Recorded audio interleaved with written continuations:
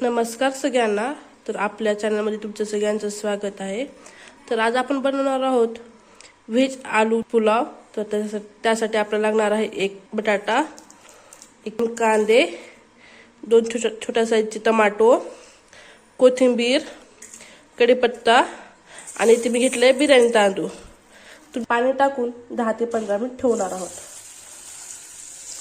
आलूवरची साल काढून आलू मध्यम आकाराच्या फोडीमध्ये कट करून घ्यायचा आहे. तर आपण मध्यम साईजच्या बटाट्याच्या फोडी करून घेतलेल्या आहेत. तर येथे आपले टोमॅटो, कांदा लांब लांब साईजमध्ये मी कट करून घेतलेला आहे. कढीपत्ता, कोथिंबीर इथे चिरून घेतलेली आहे आणि थोडासा लसूण घेतलेला आहे. आणि आपला येथे आपले तांदूळ 15 मिनिट भिजत ठेवलेले होते. तर ते 15 मिनिट झालेले आहेत. तर आता आपण सुरू करूया व्हेज पुलाव करण्यासाठी. तर मी इथे घेणार 2 वाटी तेल. तर आपण तेल व्यवस्थित असे टाकून देऊया. नंतर त्यामध्ये आपण जिरे टाकून घेऊया. तर तेल थोडंसं कमी वाटतं म्हणून मी आणखी थोडंसं तेल टाकत आहे ते. तर 2.5 वाटी आपण तेल टाकलेलं आहे ते. आपल्याला पुलावासाठी गरम पाणी वापरायचं आहे, त्यामुळे मी इथे गरम पाणी ठेवलेलं आहे होण्यासाठी. येथे आपलं तेल हे गरम झालेलं आहे. तर आपण जिरे घालून घेऊया त्यामध्ये.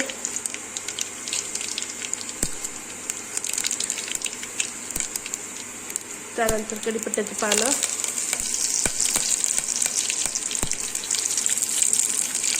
त्यानंतर कांदा टाकूया आपण इथे. आणि कांदा हा व्यवस्थित असा गोल्डन कलरचा होईपर्यंत आपण तळून घेऊया. इथे आपला कांदा थोडासा लालसर होत आहे. आपण गोल्डन कलरचा होईपर्यंत हा व्यवस्थित असा तळून घेणार आहोत. कांदा गोल्डन होईपर्यंत आपण तांदळातलं पाणी काढून घेऊया.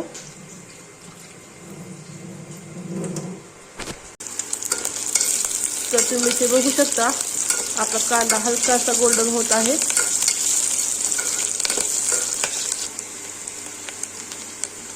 कांदा थोडासा गोल्डन झालेला आहे. तर आपण त्यामध्ये थोडंसं लसूण टाकून घेऊया. तुम्ही बघू शकता इथे कांदा गोल्डन कलरचा झालेला आहे. तर त्यामध्ये आपण टोमॅटो आणि बटाटा घालून घेणार आहोत. आपण टोमॅटो आणि बटाटे टाकलेला आहे. व्यवस्थित असे मिक्स करून घेणार आहोत.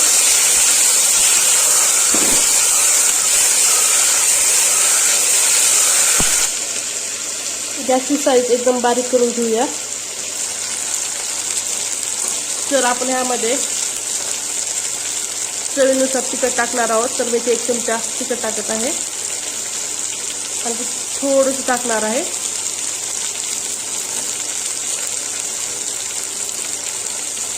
हळद, धने पावडर अर्धा चमचा आणि मीठ चवीनुसार. तर मी 1 ग्लासाचं तितकं आपली 1.5 ग्लास तांदूळ आहे, त्यामुळं वर आणखी अर्धा ग्लासाचं मीठ टाकत आहे. तर आपण हे सगळं व्यवस्थित असे मिक्स करून घेऊया.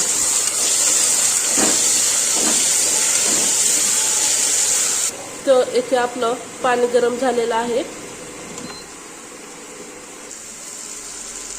आता आपण ह्यामध्ये तांदूळ टाकून घेऊया.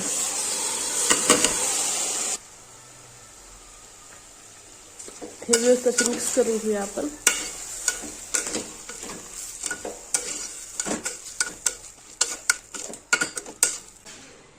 व्यवस्थित मिक्स झाल्यानंतर आपल्याला ह्यामध्ये पाणी टाकायचं आहे. पाणी जास्त टाकायचं नाही.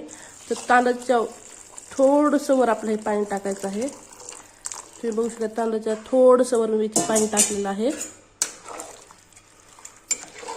कारण हे बिर्याणी तांदूळ असल्यामुळे जास्ती पाणी टाकलं तर चिकट होऊन जातील. त्यामुळे थोडंसं इथे मी पाणी टाकून आपल्याला फुल गॅसवर उकळी येईपर्यंत ठेवायचं आहे. येथे पाण्याला छान अशी उकळी आलेली आहे. तर व्यवस्थित असे हलवून गॅस मीडियम साईजवर ठेवून त्यावर असे एकदम गॅस तुम्ही बघू शकता मी अशा मीडियम साईजवर ठेवून ह्याला 10 मिनिटे शिजवून घेऊया. 3 ते 4 मिनिटानंतर आपला हा राईस असा शिजत आहे.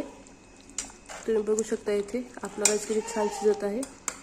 आणखी आपल्याला 5 ते 6 मिनिट शिजवून घ्यायचा आहे.